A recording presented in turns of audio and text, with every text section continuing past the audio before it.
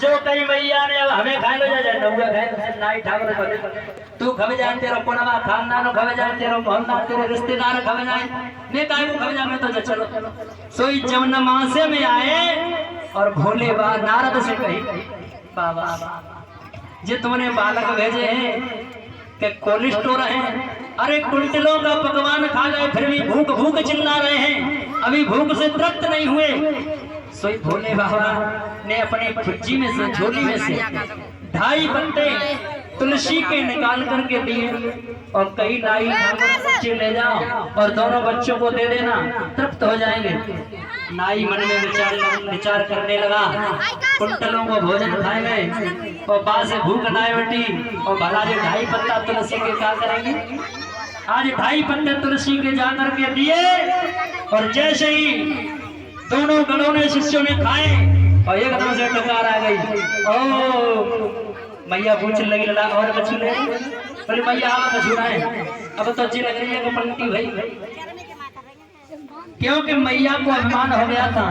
आज मैया का अभिमान तोड़ दिया भोले बाबा ने। इधर बारोटी का जब समय आया भोले बाबा बारोटी पर आए और जैसे रूप देखा मैया के हाथ में आरती का थाल था और आरती का थाल छूट गया। उसमें दीपक था। दीपक ने यह सोचा कि मेरे पार ब्रह्म मेरे सामने खड़े हैं और खुद एक दीपक की तरह चरित्रवान हैं उज्ज्वल हैं प्रकाशित हैं इनके माथे पर चंद्रमा सुशोभित है और मैं कितना निर्लज्ज हूँ जो मैं अपने पार ब्रह्म के सामने इस थाली में बैठा हूँ। दीपक ने देखा तो थाली में से कूद करके भोले बाबा के चरणों में गिर गया। गंगा जल का जो लोटा था मैना के हाथ में गंगा मैया ने सोचा मेरे पार ब्रह्म मेरे सामने है मेरे पिता मेरे सामने हैं जो मेरे मुझे अपने शीश पर सिर पर बिठा कर रखते हैं और मैं कितनी निर्लज्ज हूँ जो इस थाली में बैठी हूँ। आज गंगा मैया भी वो जल भी लुढ़क करके आज चरणों में गिर गया।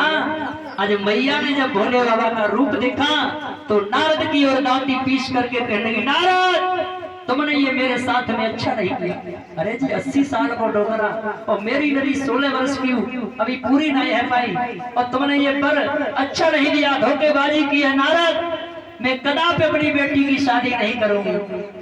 तो दांती पीस के कहने लगी क्योंकि मजिया की जाने और देखी देखी मेरो जिया घबराए कैसी आई गला कैसी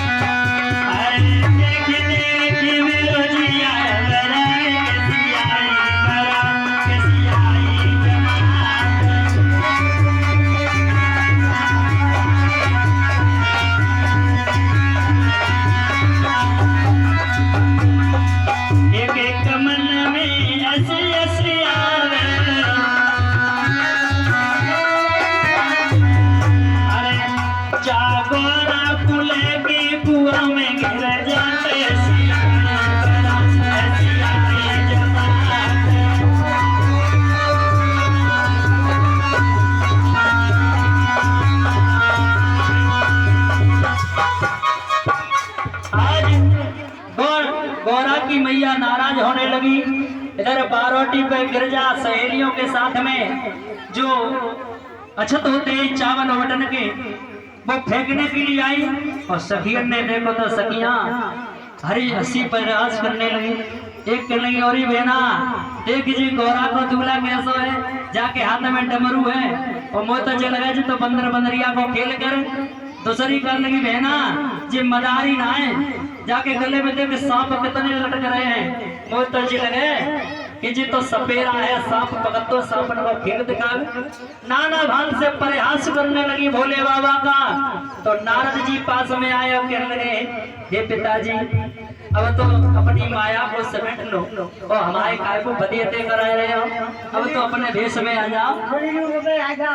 आज एकदम से भोले बाबा और सुंदर सा रूप धारण कर लिया और जैसे ही सुंदर सा रूप धारण किया सारे हिमांचल के नर नारी और मोहित हो गए।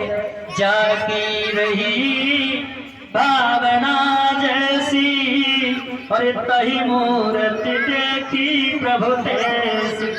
बड़ी बूढ़ी जो माताएं थी तो भोले बाबा का रूप देख करके पुत्र जैसा भाव बना लिया, तो उन्हें पुत्र जैसे दिख रहे हैं। और जो बेटियां थी वो अपने भाव में पति के रूप में दर्शन कर रही हैं, तो पति के रूप में दिखाई दे रहे हैं।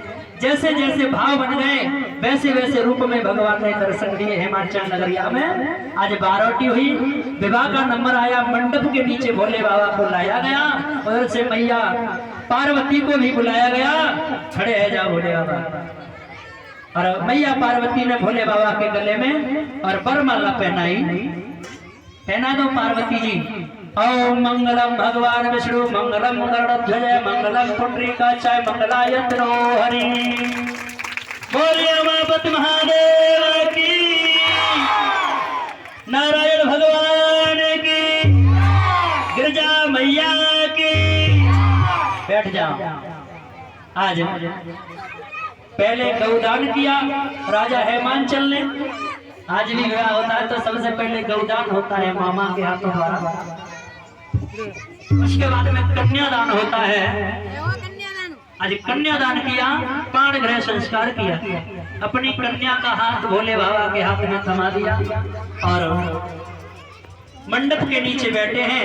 अब कन्यादान हो रहा है तो माता बहनाएं भाई बंधु इन बेटियों का तिलक करें और जो भी भेंट लाए हों भोले बाबा पार्वती के लिए